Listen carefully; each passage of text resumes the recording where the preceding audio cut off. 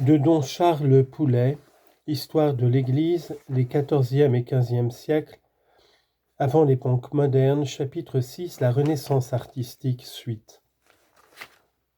La première Renaissance en Italie, suite.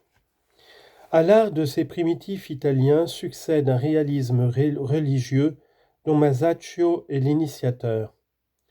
Il s'épanouit dans l'école florentine avec Lippi, Botticelli et Ghirlandajo.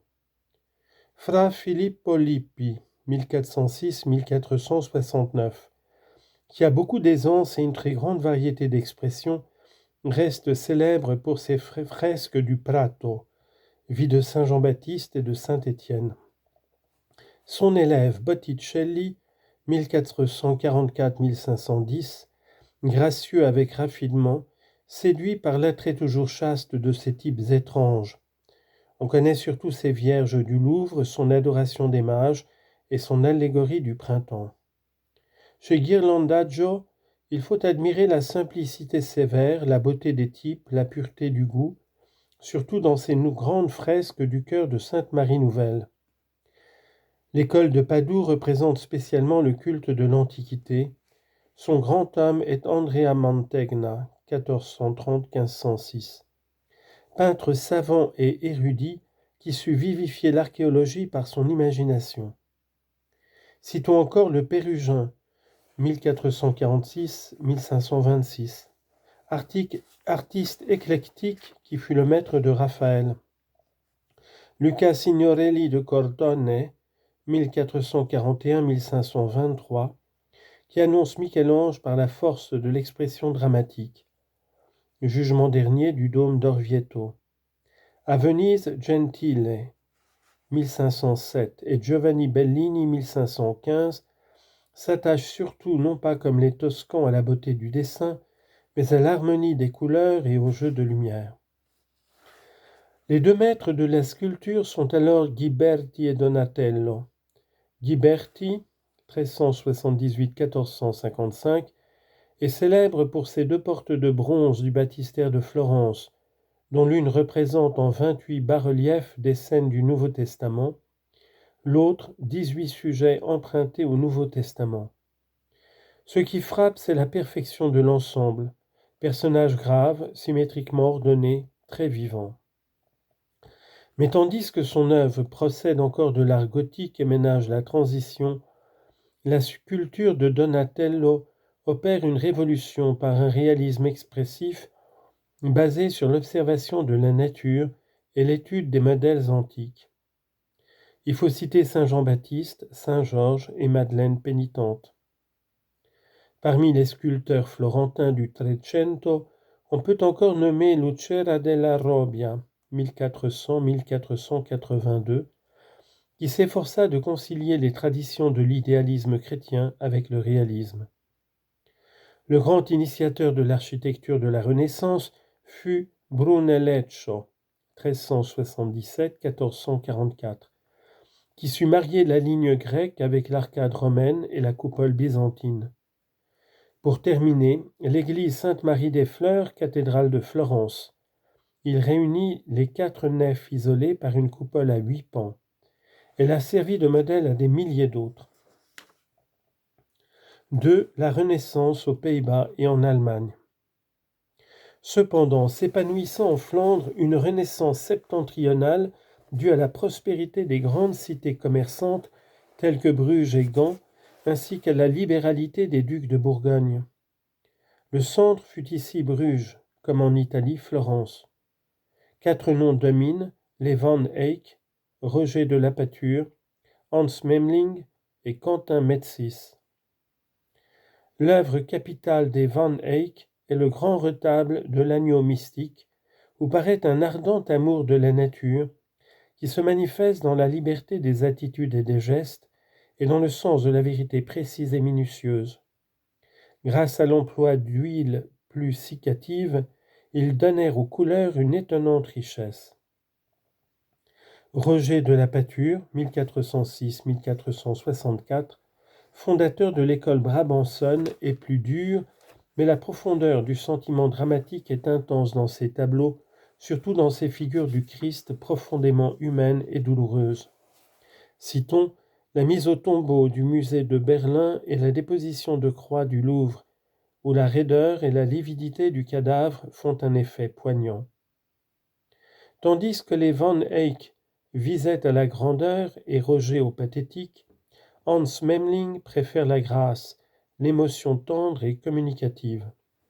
Il faut citer sa chasse de Sainte Ursule, l'adoration des mages, le mariage mystique de Sainte Catherine et le jugement dernier. Après eux, Quentin Metsys, 1466-1530, de l'école d'Anvers, éblouira par la vie des physionomies, l'habillement somptueux des personnages, le coloris vif et moelleux. Ses œuvres les plus remarquables sont le Christ entouré d'anges et l'Ecce Homo. L'influence des peintres flamands se répandit partout, en Allemagne et en France, en Espagne et en Italie.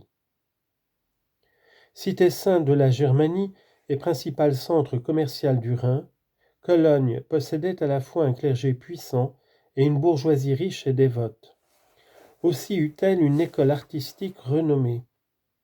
Son peintre le plus fameux est Stéphane Lochner, mort en 1451, le Fra Angelico Renan, dont le chef-d'œuvre est le Dombild au retable de la cathédrale. Annonciation, adoration des mages. Mentionnons aussi la Vierge au buisson de rose et la Vierge à la violette. L'école d'Augsbourg en Souabe est représentée par Hans Holbein le Vieux, 1460-1517, et son fils Hans Holbein le Jeune, chez qui le réalisme de l'école allemande se mélange d'idéalisme et de noblesse. Son chef-d'œuvre est la Madone du bourgmestre Mayer. À Nuremberg vécut Albert Dürer, le maître de la Renaissance germanique, plus grand comme graveur que comme peintre. Dans ses gravures, une scrupuleuse observation de la nature s'unit à la pleine fantaisie d'une imagination germanique.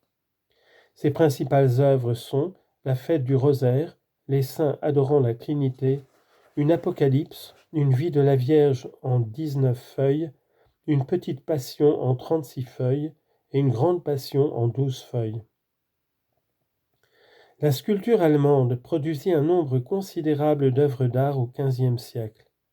Stalles de chœur et rétables d'autel, où se montre un réalisme minutieux et pittoresque. Les trois grands maîtres appartiennent à Nuremberg, Adam Kraft, Veit Stoss et Peter Vischer. Kraft, 1505, surtout connu pour son chemin de croix, a beaucoup de puissance et de verve dramatique. Veit Stoss, plus délicat et plus gracieux, représenta dans sa couronne de roses les 7 joies de la Vierge en 7 médaillons réunis par une simple couronne de roses. Peter Vischer, 1529, exécuta la châsse de saint Sebald, que couronnent 3 baldaquins, soutenus par 4 couples de piliers, portant à mi-hauteur les 12 apôtres, et au sommet les 12 prophètes. L'inscription qui orne cette châsse indique bien le caractère strictement religieux de l'école allemande. Ceci a été exécuté à la louange unique de Dieu Tout-Puissant et en l'honneur du Prince du Ciel, saint Sebald, à l'aide des aumônes données par les dévotes gens. 3. La deuxième Renaissance en Italie. On ne peut en dire autant de la seconde Renaissance italienne que domine le triumvirat de Michel-Ange, Léonard de Vinci et Raphaël. Avant eux, Bramante d'Urbain, le plus grand architecte de la Renaissance, se rendit surtout célèbre lorsque déjà sexagénaire, il fut chargé par Jules II de restaurer le Vatican et de reconstruire la vieille église de Saint-Pierre. Pour relier les différentes parties qui composaient le Vatican, il construisit un double corps de bâtiments ayant pour façade des loggie à 2 étages et qui servaient d'enceinte à un stade pour les tournois. Il n'eut pas le temps de réaliser son plan de Saint-Pierre, une coupole centrale d'où rayonneraient 4 bras d'une croix grecque terminée par un chevet arrondi. Les artistes qui successivement reprendront l'œuvre la modifieront complètement. Mais l'influence de Bramante se prolongera à travers l'architecture occidentale, lui imposant le plan à coupole centrale et la décoration composée avec les colonnes et les frises des ordres romains.